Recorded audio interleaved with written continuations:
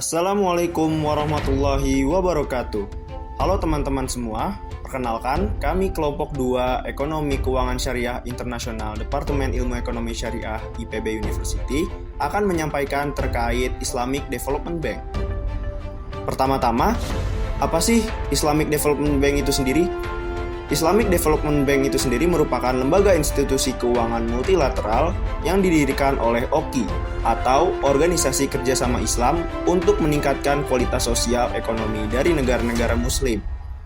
Tujuan dan fungsi Islamic Development Bank sendiri ialah untuk mendorong pertumbuhan ekonomi dan kesejahteraan sosial dari negara-negara Islam dan komunitas Muslim dengan menerapkan prinsip-prinsip Islam.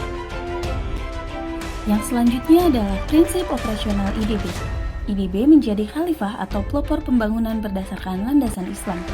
IDB bersifat proaktif dan selalu menjaga hubungan dan berusaha meningkatkan kerjasama, menjadikan kebutuhan dan aspirasi masyarakat sebagai target sebelum menyusun sebuah program.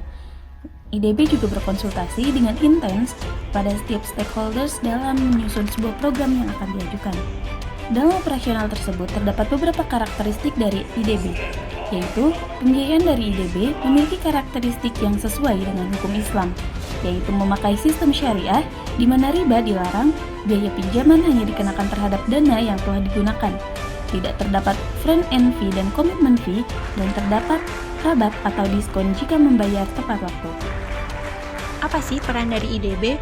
IDB berperan dalam pembiayaan perdagangan dan pembangunan proyek, baik untuk sektor publik maupun swasta, yang ukurannya besar, menengah, maupun kecil di negara-negara anggota.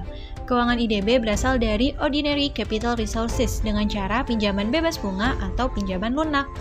Nah, pembiayaan yang ditawarkan oleh IDB itu ada 6. Yang pertama adalah loan financing, yang digunakan untuk proyek yang diharapkan memiliki dampak pembangunan sosioekonomi yang signifikan. Selanjutnya ada sewa kontrak atau leasing, yaitu pembiayaan jangka menengah untuk sewa modal peralatan dan aset, di mana pada akhir masa sewa IDB menghadiahkan kepemilikan peralatan kepada penyewa. Nah, yang ketiga ada installment sale. Dia bentuknya mirip dengan leasing, tetapi kepemilikan aset ditransfer kepada penerima di awal akad.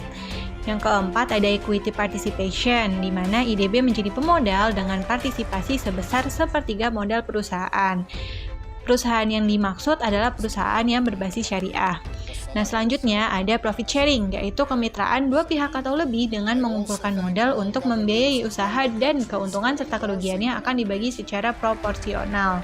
Yang terakhir adalah istisna, yaitu produsen menyediakan produk sesuai spesifikasi yang diminta pembeli dalam waktu tertentu untuk setiap harga yang disepakati. Nah, IDB menjadi pemodal dalam pembiayaan ini untuk mendorong peningkatan produksi. Lalu apa sih potensi yang dimiliki IDB?